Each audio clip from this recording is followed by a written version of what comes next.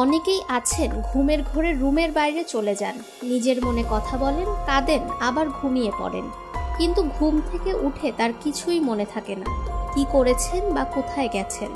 মনোবিজ্ঞানের পরিভাষায় এই অবস্থাকে বলা হয় সমনাবুলিজম বা ইংরেজিতে স্লিপ ওয়ার্কিং। সাধারণত ছোটদের মধ্যে দেখা গেলেও বড়রাও আক্রান্ত হতে পারেন স্লিপ ওয়ার্কিংয়ে। যারা স্লিপ ওয়ার্কিং করে থাকেন তারা সবার মতোই ঘুমাতে যান বিছানায়, ঘুমিয়ে পড়েন ঠিক মতো।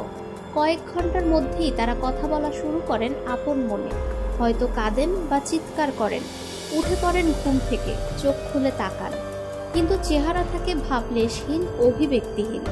তিনি কি করছেন, কি বলছেন, কোথায় যাচ্ছেন সব করছেন নিজের অজান্তে।